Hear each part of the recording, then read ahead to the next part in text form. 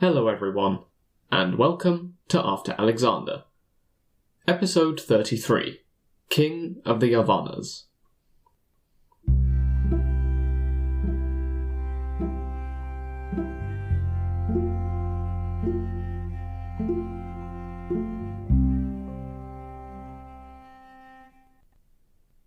This week, we're going to be using a Seleucid cameo in an Indian edict as an excuse to return to India.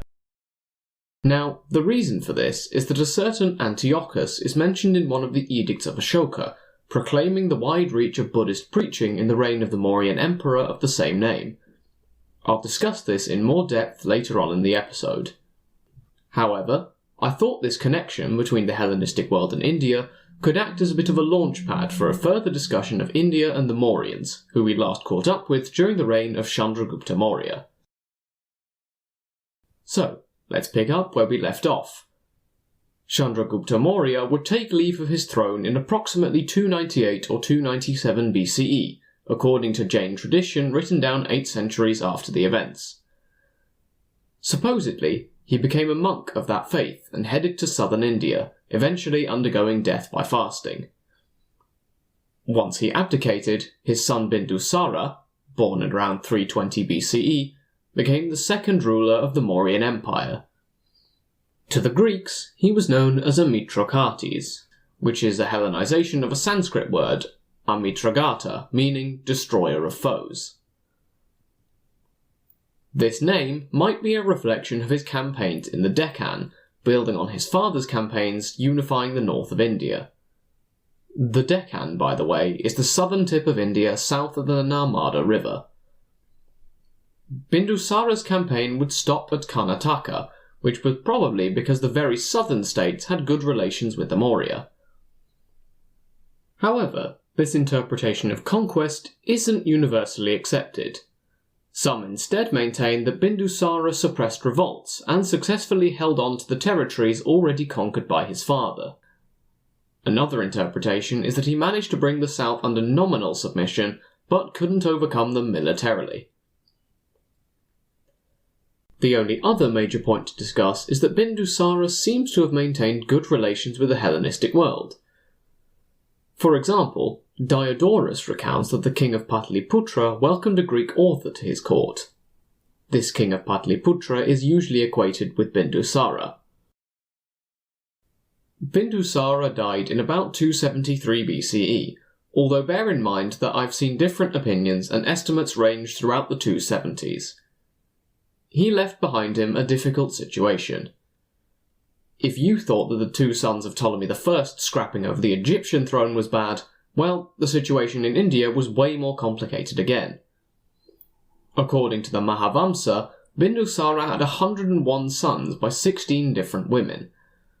The chronology by Salyendra Nath Sen holds that the empire was subsequently plunged into 4 years of civil war and conflict over the throne. This is the point in our narrative where I would like to draw your attention to one of these many sons, who eventually ended up on top and who is a name you might have heard before. Ashoka, born in about 304 BCE. The Mahavamsa holds that Bindusara had appointed his son as the viceroy of a region called Ujjain. Upon learning of his father's death, Ashoka sped back to Pataliputra and had 99 of his brothers killed, leaving only his full brother Tishya alive.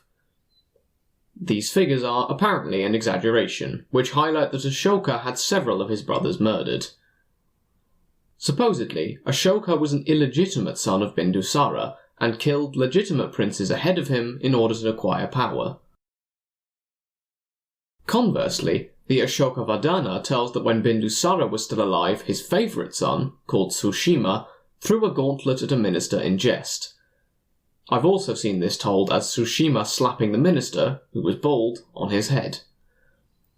This minister feared further and more violent practical jokes when Sushima acceded to the throne, and concluded that Sushima was not suitable to rule.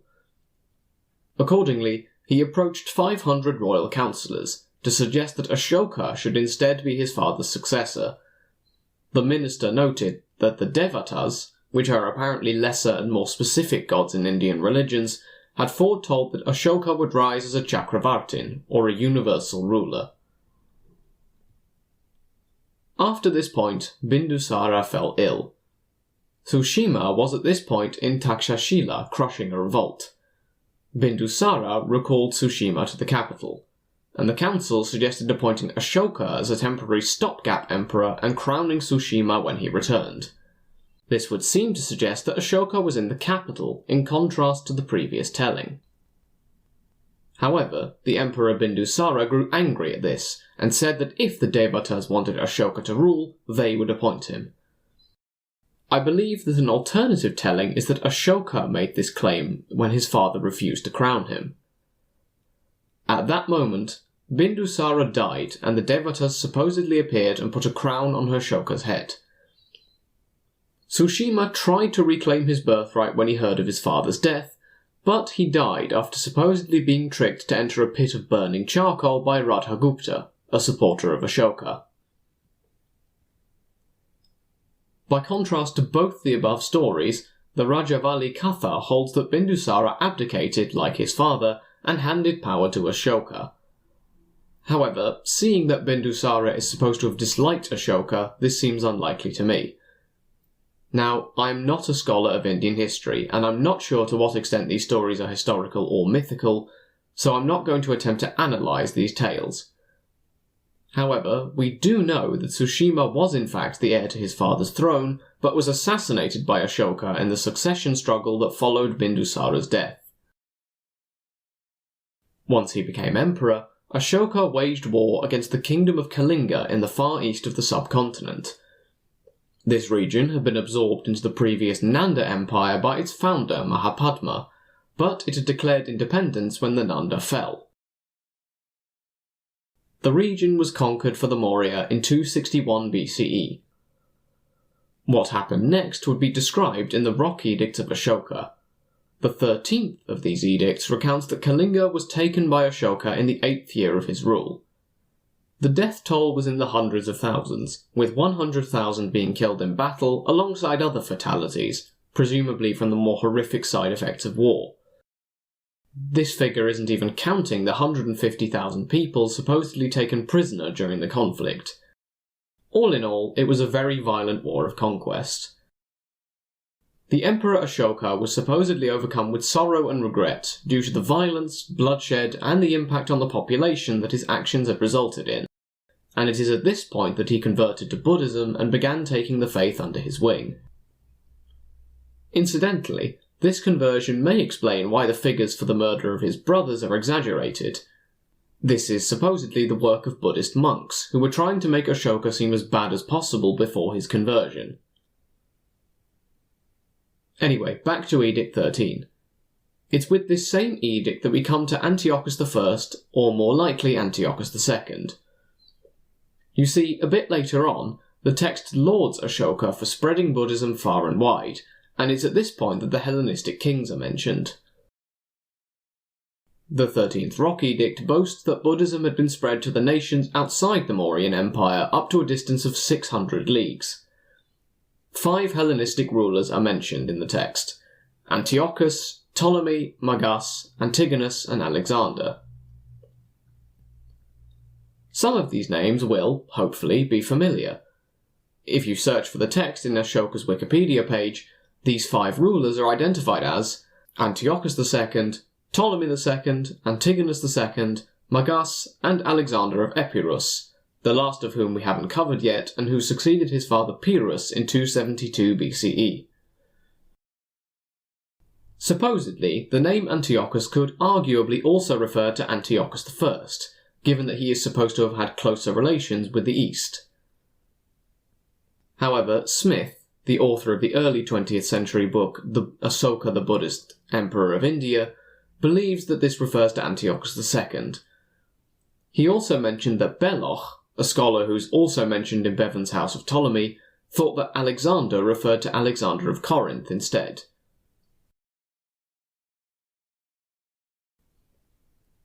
It seems likely to me that it is in fact Antiochus II who is mentioned in the text, given the regnal years if nothing else. The traditional narrative holds that Ashoka converted to Buddhism after the fall of Kalinga in 261 BCE. This was the same year as the death of Antiochus I, which makes it unlikely that he would have been alive to appear in a subsequent rock edict after the conquest of Kalinga. Either way, this Antiochus in the text is also referred to as the king of the Yavanas, meaning Greeks, hence the title of this episode. With that, let's discuss the end of the reign of the Buddhist emperor. Ashoka the Great died in 232 BCE. He became very ill in his final days and began donating state finances to the Buddhist Sangha. Supposedly, his ministers denied him access to the treasury because of this. He then began giving away his personal possessions too, before he was prevented from doing this as well. A legend holds that his only possession when he died was half of a myrobalan fruit, which he offered to the Sangha as his last donation.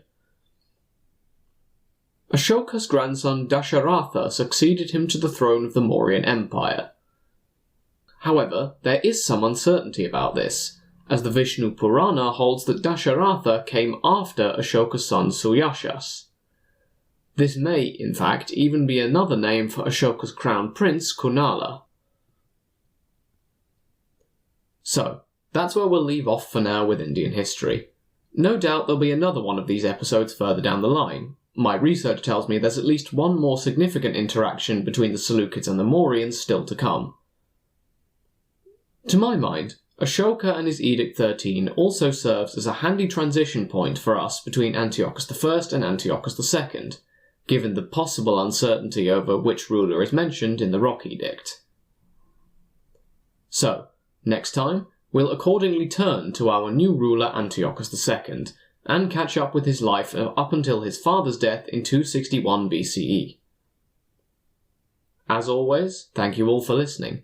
For any questions or comments, feel free to get in touch at the show's email address. And until next time, have a great week, everyone.